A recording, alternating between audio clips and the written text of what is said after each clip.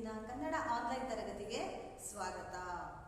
ಮಕ್ಕಳೇ, ಹಿಂದಿನ ತರಗತಿಯಲ್ಲಿ ನಾವು ವೀರ ಅಭಿಮನ್ಯು ಎಂಬ ಪಾಠವನ್ನ ತಿಳಿದುಕೊಂಡಿದ್ದೆವು, ಹೌದಲ್ವಾ?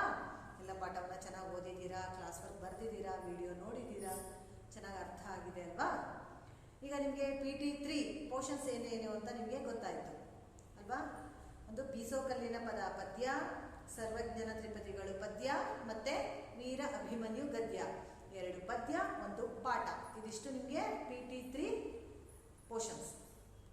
ಆದರೆ ವ್ಯಾಕರಣದಲ್ಲಿ ಬಂದಾಗ ನಿಮಗೆ ಈಗ ನಾವು PT3 ವ್ಯಾಕರಣಾಂಶಗಳನ್ನು ಶುರು ಮಾಡೋಣ.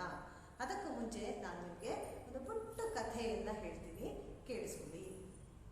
ಈ ಕಥೆ ನಿಮಗೆ ಗೊತ್ತಿದೆ, ನೀವು ನಾನು ಹೇಳುವಾಗಲೇ ನಿಮಗೆ ಅರ್ಥ ಆಗುತ್ತೆ. ಸೋಮನ ಟಾಮಿ. ಸೋಮ ಅವನ ಮಮತೆಯ ನಾಯಿ.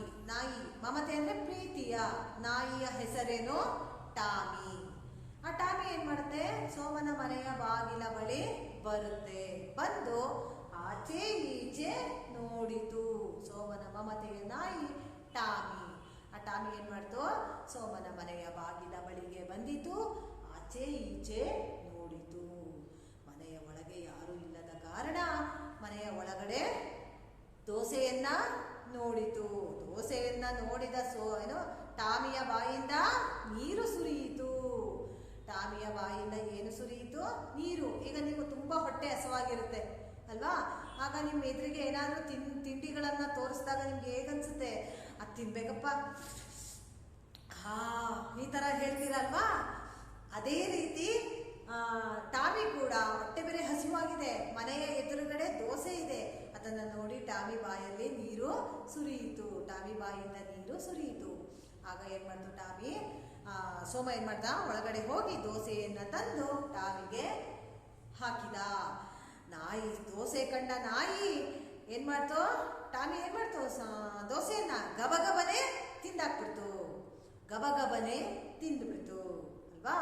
ಆಮೇಲಿಂದ ಏನ್ ಮಾಡ್ತು? ಆಡಿ ಆಡಿ ನಲಿಯಿತು. ಸೋಮನ ತಂಗಿ ವನಜ ಇದ್ಲಲ್ಲ, ಅವಳ ಜೊತೆಯಲ್ಲಿ ಸಹ ಅವರ ಹಿಂದೆ ಓಡಿ ಓಡಿ ಬಂದಿತು. ಮತ್ತೆ ಅವರ ಜೊತೆ ಆಡಿ ಆಡಿ ನಲಿಯಿತು. ಅಂದ್ರೆ ಆಟವನ್ನ ಆಡಿ ಆಡಿ ನಲಿಯಿತು. ಈ ಸ್ಟೋರಿ ನಿಮಗೆ ಗೊತ್ತಿರ್ಬೇಕಲ್ವಾ? ಈ ಕತೆ ನೀವು 1ನೇ ತರಗತಿಯಲ್ಲಿ ಕಲಿತಿದ್ದೀರಾ, ಹೌದಲ್ವಾ? ಈಗ ನಾನು ಈ ಕಥೆಯಲ್ಲಿ ಕೆಲವೊಂದು ಪದಗಳನ್ನ ಬಳಸಿದ್ದೆ. ಯಾವ್ಯಾವು? ಕೆಲವೊಂದು ಪದಗಳು ರಿಪಿಟೇಷನ್ ಆಗಿದೆ, ಅಂದ್ರೆ ಪುನರಾವರ್ತನೆಯಾಗಿದೆ. ಒಂದು ಏನೋ ಬೇಗ ಬೇಗ ಆಡಿ ಆಡಿ ನಲಿಯಿತು, ಓಡಿ ಓಡಿ ಬಂದಿತು, ಆಚೆ ಈಚೆ ನೋಡಿತು, ಈ ತರ ಪದಗಳನ್ನೆಲ್ಲ ನಾನು ಬಳಸಿದೆ. ಹಾಗಾದ್ರೆ ಯಾಕೆ ನೋಡಿ ಓಡಿ ಓಡಿ ಅಂದ್ರೆ ಅದು ಓಡೋಡಿ ಬಂತು. ಆಡಿ ಆಡಿ ಅದು ಆಟವನ್ನ ಆಡಿ ಆಡಿ ನಲಿಯಿತು ಅಂದ್ರೆ ಒಂದೇ ಪದ 2 ಬಾರಿ ಪುನರಾವರ್ತನೆಯಾಗಿದೆ.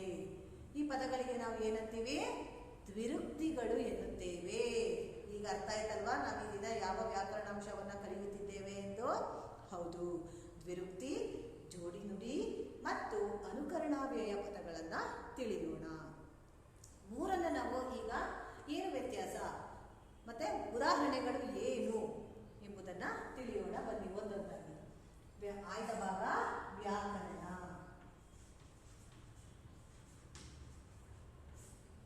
ಅದರಲ್ಲಿ ದ್ವಿರುಕ್ತಿ, ಜೋಡಿ ನುಡಿ ಮತ್ತು ಅನುಕರಣ ವ್ಯಯಗಳು. ಅನುಕರಣ ವ್ಯಯ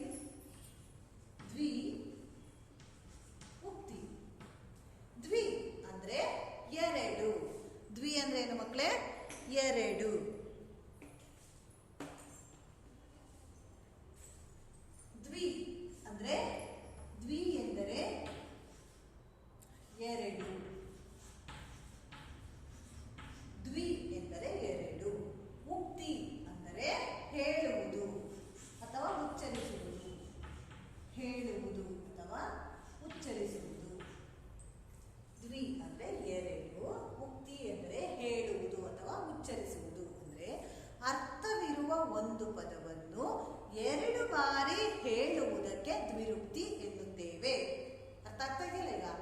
ಅರ್ಥ ಇರುವಂತಹ ಒಂದು ಪದವನ್ನು 2 ಬಾರಿ ಹೇಳುವುದಕ್ಕೆ ದ್ವಿರುಕ್ತಿ ಎನ್ನುತ್ತೇವೆ.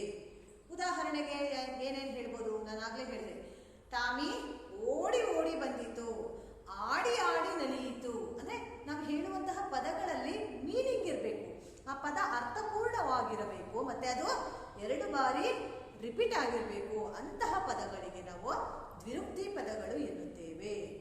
ಉದಾಹರಣೆ ನೋಡಿ, ನಾನು ಇನ್ನು ಬೇರೆ ಬೇರೆ ಹೇಳ್ತೀನಿ. ಬೇಗ ಬೇಗ, ತಿನ್ನು ತಿನ್ನು, ಜೊತೆ ಜೊತೆ, ಆಡು ಆಡು, ಬಾ ಬಾ, ಹೋಗು ಹೋಗು. ನೋಡಿ, ಈಗ ನಾನು ಏನೇನು ಪದಗಳನ್ನೆಲ್ಲ ಹೇಳಿದೆ ಅದಕ್ಕೆಲ್ಲ ಮೀನಿಂಗ್ ಇದೆ ಅಲ್ವಾ, ಅರ್ಥ ಇದೆ ಅಲ್ವಾ. ಈಗ ನೀವು ಬೆಳಗ್ಗೆ ಶಾಲೆಗೆ ರೆಡಿ ಆಗ್ತಾ ಇರ್ತೀರಾ, ಅಮ್ಮ ಅಯ್ಯೋ ವ್ಯಾನ್ ಬರುತ್ತೆ, ಬೇಗ ಬೇಗ ರೆಡಿ ಆಗು, ಬಾ ಬೇಗ ಅಂತ ಹೇಳ್ತಾರಲ್ವಾ. ಏ ವಿಷ್ಣು ಟೈಮ್ ಆಯ್ತು, ಬೇಗ ಬೇಗ ಬಾ ಅಂತ. ಈ ರೀತಿ ಪ್ರತಿಯೊಬ್ಬರು ಮಾತನಾಡುವಾಗ ದ್ವಿರುಕ್ತಿ ಇರ್ಬೋದು. ಈ ದ್ವಿರುಕ್ತಿ ಪದಗಳು ಪುನರಾವರ್ತನೆ ಆಗ್ತಾನೇ ಇರ್ತವೆ, ಆದರೆ ನಮಗೆ ಗೊತ್ತಾಗಲ್ಲ ಅಷ್ಟೇ ಕೆಲವೊಮ್ಮೆ ಅಲ್ವಾ. ಬೇಗ ಬೇಗ ಬಾ ಅಂತ ಹೇಳ್ತೀವಿ. ಇವತ್ತು ಅಣ್ಣ ಅಲ್ಲಿ ನೋಡ್ರು, ಅಣ್ಣ ತಂಗಿ ಇಬ್ರು ಜೊತೆ ಜೊತೆಗೆ ಶಾಲೆಗೆ ಹೋಗ್ತಾ ಇದ್ದಾರೆ, ಜೊತೆ ಜೊತೆ. ನೋಡಿ ಮಕ್ಕಳೇ, ಉದಾಹರಣೆ ಹೇಳಬೇಕು ಅಂದ್ರೆ, ಬೇಗ ಬೇಗ, ಬೇಗ ಬೇಗ, ತಿನ್ನು ತಿನ್ನು, ತಿನ್ನು ತಿನ್ನು, ನೋಡು ನೋಡು, ನೋಡು ನೋಡು, ಹೌದೌದು, ಹೌದು ಹೌದು, ಹೌದೌದು ಅಲ್ವಾ. ಈ ರೀತಿ ಅನೇಕ ಪದಗಳನ್ನು ನಾವು ಇಲ್ಲಿ ನೋಡಬಹುದು ಅಲ್ವಾ. ಗೊತ್ತಾಯ್ತಲ್ವ ಈಗ ದ್ವಿರುಕ್ತಿ ಎಂದರೇನು? ದ್ವಿರುಕ್ತಿ ಉದಾಹರಣೆ ಪದಗಳು. ಬನ್ನಿ, ನಾನು ನಿಮಗೆ ಇನ್ನೂ ಹೆಚ್ಚಿನ ಉದಾಹರಣೆಗಳನ್ನ ತೋರಿಸ್ತೀನಿ.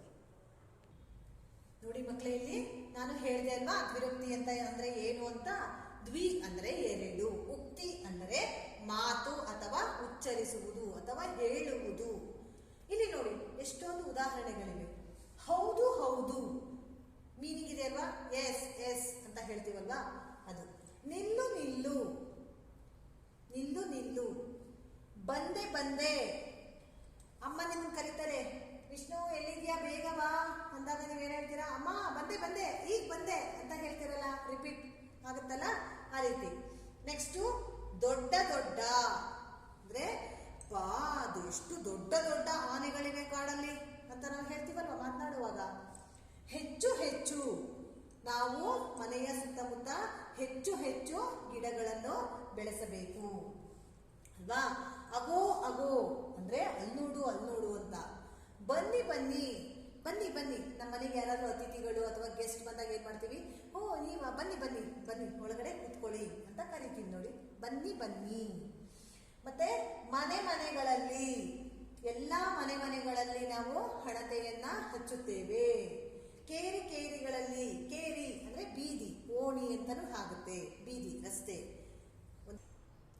ದ್ವಿರುಕ್ತಿ ಎಂದರೇನು ಅಂತ ಅರ್ಥ ಆಯ್ತಲ್ವ ಮಕ್ಕಳು? ಈಗ ಬನ್ನಿ, ಈಗ ಜೋಡಿ ನುಡಿ ಅನ್ನೋದ್ರ ಬಗ್ಗೆ ತಿಳಿಯೋಣ. ಏನು ಜೋಡಿ ನುಡಿ ಅಂದ್ರೆ? ಅರ್ಥ ಕೆಡದಂತೆ ಒಂದು ಪದದ ಜೊತೆಗೆ ಮತ್ತೊಂದು ಪದವನ್ನ ಸೇರಿಸಿ ಹೇಳುವುದಕ್ಕೆ ಜೋಡಿ ನುಡಿ ಎನ್ನುತ್ತೇವೆ. ಅರ್ಥ ಕೆಡದಂತೆ, ಅರ್ಥ ಕೆಡದಂತೆ ಒಂದು ಪದದ ಜೊತೆಗೆ ಒಂದು ಪದದ ಜೊತೆಗೆ, ಅರ್ಥ ಕೆಡದಂತೆ ಒಂದು ಪದದ ಜೊತೆಗೆ ಮತ್ತೊಂದು ಪದವನ್ನು ಸೇರಿಸಿ ಹೇಳುವುದಕ್ಕೆ, ಮತ್ತೊಂದು ಪದವನ್ನು ಸೇರಿಸಿ ಹೇಳುವುದಕ್ಕೆ ಜೋಡಿ ನುಡಿ ಎನ್ನುತ್ತೇವೆ. ಹೇಳುವುದಕ್ಕೆ ಜೋಡಿ ನುಡಿ ಎನ್ನುತ್ತೇವೆ. ಜೋಡಿ ನುಡಿ ಎನ್ನುತ್ತೇವೆ. ಜೋಡಿ ನುಡಿ ಅರ್ಥ ಕೆಡದಂತೆ ಒಂದು ಪದದ ಜೊತೆಗೆ ಮತ್ತೊಂದು ಪದವನ್ನು ಸೇರಿಸಿ ಹೇಳುವುದಕ್ಕೆ ಜೋಡಿ ನುಡಿ ಎಂದು ಕರೆಯುತ್ತೇವೆ. ಉದಾಹರಣೆ ನೋಡಿ ಮಕ್ಕಳಿಗೆ, ಕೆಲವೊಂದು ಉದಾಹರಣೆ ಹೇಳ್ತೀನಿ ನೋಡಿ. ಪ್ರಾಣಿ ಪಕ್ಷಿ, ಪ್ರಾಣಿ ಪಕ್ಷಿ. ಗಿಡ ಮರ, ಗಿಡ ಮರ. ಹಣ್ಣು ಹಂಪಲು, ಹಣ್ಣು ಹಂಪಲು. ಹಣ್ಣು ಹಂಪಲು. ತಂದೆ ತಾಯಿ, ತಂದೆ ತಾಯಿ. ಈ ರೀತಿ ಅನೇಕ ಪದಗಳನ್ನು ನಾವಿಲ್ಲಿ ಹೇಳಬಹುದು. ಅಂದ್ರೆ ಅರ್ಥ ಕೆಡದಂತೆ ಒಂದು ಪದದ ಜೊತೆಯಲ್ಲಿ ಮತ್ತೊಂದು ಪದವನ್ನ ಸೇರಿಸಿ ಹೇಳುವಂತಹದ್ದು. ಪ್ರಾಣಿ ಪಕ್ಷಿ, ನಾವು ಮನೆಯಲ್ಲಿ ಏನು ನಮ್ಮ ಪರಿಸರದಲ್ಲಿ ಅನೇಕ ಪ್ರಾಣಿ ಪಕ್ಷಿಗಳು ವಾಸ ಮಾಡುತ್ತವೆ. ಗಿಡ ಮರ, ಪರಿಸರದಲ್ಲಿ ತುಂಬಾ ಗಿಡ ಮರಗಳು ಬೆಳೆದಿವೆ. ಹಣ್ಣು ಹಂಪಲು, ಹಣ್ಣು ಹಂಪಲು ತಿನ್ನುವುದರಿಂದ ನಮ್ಮ ಆರೋಗ್ಯ ಚೆನ್ನಾಗಿರುತ್ತದೆ.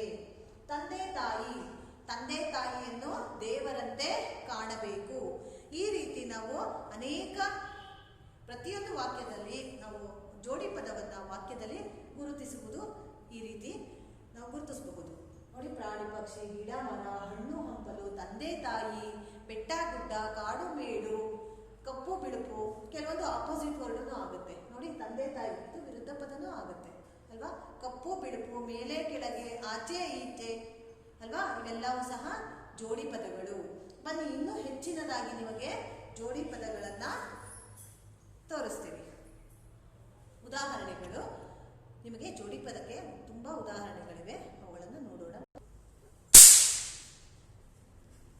ನೋಡಿ ಮಕ್ಕಳೇ, ಜೋಡಿ ಪದಗಳಿಗೆ ಎಷ್ಟೊಂದು ಉದಾಹರಣೆಗಳಿವೆ.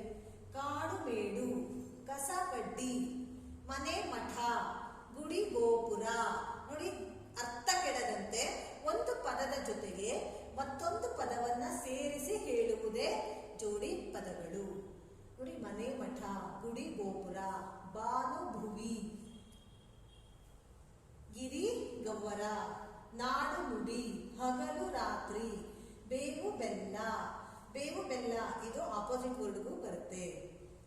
ಕಕ್ಕಾಬಿಕ್ಕಿ, ನೆರೆಹೊರೆ, ಸತಿಪತಿ ಅಂದ್ರೆ ಗಂಡ ಹೆಂಡತಿ, ಇದು ವಿರುದ್ಧ ಪದಕ್ಕೂ ಸಹ ಬರುತ್ತೆ. ಕೆಲವೊಂದು ಪದಗಳು ವಿರುದ್ಧ ಪದಗಳು ಆಗುತ್ತೆ, ಜೋಡಿ ಪದಗಳು ಆಗುತ್ತೆ. ಹಾಲು ಜೇನು, ಅಂಕು ಡೊಂಕು, ಅರಳು ಮರಳು, ಆಳು ಕಾಳು, ಕಾಳು ಕಡಿ, ಆಟ ಪಾಠ, ಆಸ್ತಿ ಪಾಸ್ತಿ, ಗೊತ್ತು ಗುರಿ, ಸಿರಿತನ ಬಡತನ, ಚಿಂತನ ಮಂಥನ, ಜನಜಾತ್ರೆ, ತಿಂಡಿ ತೀರ್ಥ, ದವಸ ಧಾನ್ಯ. ಈಗ ವಿರುಕ್ತಿ, ಜೋಡಿ ನುಡಿ ಪದಗಳ ಅರ್ಥ ಆಯ್ತಲ್ಲ ಮಕ್ಕಳೇ. ಇನ್ನ ಮುಂದಿನದು ಅನುಕರಣಾವ್ಯಯಗಳು. ಏನು ಅನುಕರಣಾವ್ಯಯ ಅಂದ್ರೆ ಏನು? ನೋಡಿ, ಇಲ್ಲಿ ಅರ್ಥವಿಲ್ಲದ ಧ್ವನಿ ವಿಶೇಷಣಗಳನ್ನು ಅನುಕರಣೆ ಮಾಡಿ ಹೇಳುವುದಕ್ಕೆ ಅನುಕರಣಾವ್ಯಯ ಎನ್ನುವರು. ಅಂದ್ರೆ ಅರ್ಥವಿಲ್ಲದ ಧ್ವನಿ, ಧ್ವನಿ ಅಂದ್ರೆ ಸೌಂಡ್, ಮೀನಿಂಗ್ ಇಲ್ಲದೆ ಇರುವಂತಹದ್ದು. ಅರ್ಥವಿಲ್ಲದ ಅಂದ್ರೆ ವಿತೌಟ್ ಮೀನಿಂಗ್, ಧ್ವನಿ ವಿಶೇಷಣಗಳನ್ನು ಅಂದ್ರೆ ಸೌಂಡ್, ಜಸ್ಟ್ ಸೌಂಡ್, ಅದನ್ನು ಅನುಕರಣೆ ಮಾಡಿ ಹೇಳುವುದು ಅಂದ್ರೆ ಫಾಲೋ ಮಾಡೋದು, ಧ್ವನಿಯನ್ನ ಫಾಲೋ ಮಾಡುವಂತಹದ್ದು. ಅದಕ್ಕೆ ನಾವು ಅನುಕರಣಾವ್ಯಯ ಎನ್ನುತ್ತೇವೆ. ಫಾರ್ ಎಕ್ಸಾಂಪಲ್ ನೋಡಿ, ಜುಳು ಜುಳು, ಜುಳು ಜುಳು, ನೀರು ಜುಳು ಜುಳು ಅಂತ ಹರಿಯುತ್ತಿದೆ ಅಲ್ವಾ. ನೀರು ಜುಳು ಜುಳು ಅಂತ ಹರಿಯುತ್ತಿದೆ. ನೆಕ್ಸ್ಟ್ ಬುಸು ಬುಸು, ಬುಸ್ ಬುಸ್ ಅಂತಾನು ಹೇಳ್ತೀವಿ ಅಲ್ವಾ. ಬುಸು ಬುಸು, ಹಾವು ಹೇಗೆ ಬುಸು ಬಿಟ್ಟುತ್ತದೆ ಅಲ್ವಾ. ಹಾವು, ನೀವೇನು ಗೊತ್ತಾಯ್ತಲ್ವಾ ಈಗ. ನೋಡಿ, ಜುಳು ಜುಳು, ನೀರು ಜುಳು ಜುಳು ಎಂದು ಹರಿಯುತ್ತದೆ. ಹಾವು ಬುಸ್ ಎಂದು ಶಬ್ದ ಮಾಡುತ್ತದೆ, ಧ್ವನಿಯನ್ನ ಮಾಡುತ್ತದೆ. ಚಿಲಿಪಿಲಿ, ಹಕ್ಕಿಗಳು ಅಂದ್ರೆ ಪಕ್ಷಿಗಳು ಚಿಲಿಪಿಲಿ, ಚೀವ್ ಚೀವ್. ನೋಡಿ, ಚೀವ್ ಚೀವ್ ಅನ್ನುವಂತಹದ್ದು ಸಹ ಅನುಕರಣಾವ್ಯಯ, ಅದರ ಸೌಂಡ್, ಧ್ವನಿ ಅಲ್ವಾ. ಹಕ್ಕಿಗಳು ಚಿಲಿಪಿಲಿ ಎಂದು ಶಬ್ದವನ್ನ ಮಾಡುತ್ತವೆ. ಕಿಲಕಿಲ, ತೊಟ್ಟಿಲಲ್ಲಿರುವ ಪುಟಾಣಿ ಮಗು ಕಿಲಕಿಲ ಅಂತ ನಗುತ್ತೆ ಅಲ್ವಾ.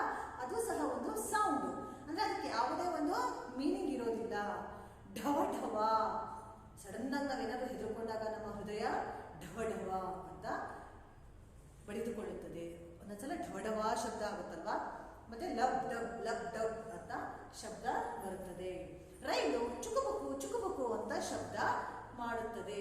ಆ ಚುಕುಬುಕು ಚುಕುಬುಕು ಅನ್ನೋದು ಅನುಕರಣಾವ್ಯಯ ಅಲ್ವಾ. ಬನ್ನಿ, ಇನ್ನೂ ಹೆಚ್ಚಿನ ಉದಾಹರಣೆಗಳನ್ನು ನಿಮಗೆ ತೋರಿಸ್ತೀನಿ. ಘಮ ಘಮ ಅಲ್ವಾ, ಮಲ್ಲಿಗೆ ಹೂವು ಘಮ ಘಮ ಅನ್ನೋ ಸುವಾಸನೆಯನ್ನ ನೀಡುತ್ತೆ. ಧ ಬೆಂಕಿ ಧಗಧಗ ಅಂತ ಉರಿಯುತ್ತದೆ. ಚಟ ಚಟ ಚಟ ಚಟ ಚಟ ಚಟ ಅಂತ ಶಬ್ದ ಬರುತ್ತೆ. ದಡ ದಡ, ಯಾರು ಹಂಗೆ ದಡ ದಡ ಅಂತ ಓಡೋಗ್ತಾರೆ? ಯಾರು ಅಷ್ಟು ದಡ ದಡ ಅಂತ ಓಡ್ ಬಂದಿದ್ದು ಯಾರು ಅಂತ ಕೇಳ್ತಾರೆ ನೋಡಿ. ದಡ ದಡ ಇವೆಲ್ಲ ಸೌಂಡ್. ಗುಳು ಗುಳು, ಬಾಯಲ್ಲಿ ನೀರು ಹಾಕೊಂಡು ನಾವು ಒಂದ್ಸಲ ಗುಳು ಗುಳು ಮಾಡ್ತೀವಿ. ಚುರು ಚುರು, ತುಂಬಾ ಹೊತ್ತು ಬಿಸಿಲಲ್ಲಿ ನಿಂತ್ಕೊಂಡಾಗ ಮೈ ಚುರು ಚುರು ಅಂತ ಬಿಸಿ ಆಗುತ್ತೆ. ಪಟ ಪಟ ಅಲ್ವಾ, ಮಳೆ ನಿಂತೋದ್ಮೇಲೆ ಹನಿಗಳು ಪಟ ಪಟ ಅಂತ ಶಬ್ದವನ್ನ ಮಾಡುತ್ತೆ. ಫಳ ಫಳ ಅಲ್ವಾ, ಫಳ ಫಳ ಅಂದ್ರೆ ಸೂರ್ಯನ ಬೆಳಕಿಗೆ, ಸೂರ್ಯನ ಕಿರಣಗಳಿಗೆ ನೀರು, ಕೆರೆಯಲ್ಲಿರುವಂತಹ ಒಂದು ನೀರು, ನದಿಯಲ್ಲಿರುವಂತಹ ನೀರು, ಸಮುದ್ರದಲ್ಲಿರುವ ನೀರು ಫಳ ಫಳ ಅಂತ ಹೊಳೆಯುತ್ತೆ. ಚುಮು ಚುಮು, ಲಕ ಲಕ, ದಡಬಡ, ಘಟ ಘಟ. ನೀರನ್ನ ನಾವು ಹೇಗೆ ಕುಡಿತೀವಿ? ಘಟ ಘಟ ಘಟ ಘಟ ಅಂತ ಕುಡಿತೀವಿ. ತುಂಬಾ ಬಾಯಾರಿಕೆ ಆದಾಗ ನಮಗೆ ಯಾರಾದ್ರೂ ನೀರು ಕೊಟ್ಟಾಗ ಹೇಗೆ ಕುಡಿತೀವಿ? ಘಟ ಘಟ ಘಟ ಅಂತ ಕುಡಿದು ಬಿಡ್ತೀವಿ ಅಲ್ವಾ. ದಬ ದಬ, ದಬ ದಬ ನೋಡಿ, ಇದು ದಬ ದಬ. ಈ ರೀತಿ ನಾವು ಅರ್ಥವಿಲ್ಲದ ಧ್ವನಿ ವಿಶೇಷಣಗಳನ್ನ ಅನುಕರಣೆ ಮಾಡಿ ಹೇಳುವಂತಹ ಶಬ್ದಗಳಿಗೆ ಅನುಕರಣಾವ್ಯಯ ಅಂತ ಕರೆಯುತ್ತೇವೆ. ಅರ್ಥ ಆಯ್ತು? ದ್ವಿರುಕ್ತಿ, ಜೋಡಿ ನುಡಿ, ಅನುಕರಣಾವ್ಯಯ ಅಂದ್ರೆ ಏನು, ಮತ್ತೆ ಉದಾಹರಣೆಗಳು, ಇದರ ಬಗ್ಗೆ ನಿಮ್ಗೆ ಇವಾಗ ಚೆನ್ನಾಗಿ ಗೊತ್ತಾಯ್ತಲ್ವಾ? ಈಗ ನಾನು ಕೆಲವೊಂದು ಪದಗಳನ್ನ ಹೇಳ್ತೀನಿ. ಅದು ದ್ವಿರುಕ್ತಿನ, ಜೋಡಿ ಪದನ, ಅನುಕರಣಾವ್ಯಯ ಏನು ಅಂತ ನೀವು ಹೇಳಿ ನೋಡೋಣ ಅಲ್ವಾ? ಬೇಗ ಬೇಗ, ಬೇಗ ಬೇಗ ಅನ್ನೋದು ಯಾವ ಪದ? ಅದು ದ್ವಿರುಕ್ತಿ. ಯಾಕೆಂದ್ರೆ ಆ ಪದಕ್ಕೆ ಅರ್ಥ ಇದೆ ಅಲ್ವಾ? ಅರ್ಥವಿರುವಂತಹ ಒಂದು ಪದವನ್ನ ನಾವು 2 ಬಾರಿ ಹೇಳುವುದಕ್ಕೆ ಅದನ್ನ ದ್ವಿರುಕ್ತಿ ಅಂತ ಹೇಳ್ತೀವಿ. ನೆಕ್ಸ್ಟ್ ಲಕ ಲಕ, ಲಕ ಲಕ ಅನ್ನೋದು ಅನುಕರಣಾವ್ಯಯ. ಯಾಕೆ? ಅದಕ್ಕೆ ಯಾವುದೇ ಒಂದು ಮೀನಿಂಗ್ ಅಂದ್ರೆ ಅರ್ಥ ಇಲ್ಲ, ಅದೊಂದು ಸೌಂಡ್ ಅಷ್ಟೇ, ಅರ್ಥವಿಲ್ಲದ ಧ್ವನಿ ಅದು. ಆ ಧ್ವನಿ ವಿಶೇಷಣವನ್ನ ನಾವು ಅನುಕರಣೆ ಮಾಡಿ ಹೇಳುವುದಕ್ಕೆ ಅನುಕರಣಾವ್ಯಯ ಅಂತ ಕರೆಯುತ್ತೇವೆ ಅಲ್ವಾ? ನಂತರ ದವಸ ಧಾನ್ಯ. ದವಸ ಧಾನ್ಯ ಅಂದ್ರೆ ನಾವು ಮನೆಯಲ್ಲಿ ಬೆಳೆದು ಹಾಕೊಂಡಿರ್ತೀವಲ್ಲ, ರಾಗಿ, ಭತ್ತ, ಅಕ್ಕಿ, ಜೋಳ, ಇವುಗಳನ್ನೆಲ್ಲ ನಾವು ದವಸ ಧಾನ್ಯ. ದವಸ ಆದ್ರೂ ಒಂದೇ, ಧಾನ್ಯ ಅಂದ್ರೂ ಒಂದೇ ಅಲ್ವಾ? ಈ ದವಸ ಧಾನ್ಯ ಅನ್ನುವಂತಹದ್ದು ಜೋಡಿ ನುಡಿ. ಒಂದು ಪದದ ಅರ್ಥ ಕೆಡದಂತೆ ಒಂದು ಪದದ ಜೊತೆಗೆ ಮತ್ತೊಂದು ಪದವನ್ನ ಸೇರಿಸಿ ಹೇಳುವುದಕ್ಕೆ ಜೋಡಿ ನುಡಿ ಅಂತ ಕರೆಯುತ್ತೇವೆ. ಅರ್ಥ ಆಯ್ತಲ್ವಾ ಈಗ ನಿಮ್ಗೆ? ದ್ವಿರುಕ್ತಿ, ಜೋಡಿ ನುಡಿ, ಅನುಕರಣಾವ್ಯಯ ಎಂದರೇನು, ಪದಗಳನ್ನ ಹೇಗೆ ಗುರುತಿಸಬೇಕು, ಉದಾಹರಣೆಗಳು, ಇವೆಲ್ಲ ನೀವು ಚೆನ್ನಾಗಿ ತಿಳಿದುಕೊಂಡಿದ್ದೀರಾ. ಇದರ ಒಂದು ಕ್ಲಾಸ್ ವರ್ಕ್ ಅನ್ನ ನಾನು ನಿಮ್ಗೆ ಕಳಿಸ್ಕೊಡ್ತೀನಿ. ನೀಟಾಗಿ ಗ್ರಾಮರ್ ನೋಟ್ಬುಕ್ ಅಲ್ಲಿ ಬರೆದು ಚೆನ್ನಾಗಿ ಅಭ್ಯಾಸವನ್ನ ಮಾಡಿ. ಧನ್ಯವಾದಗಳು ಮಕ್ಕಳೇ.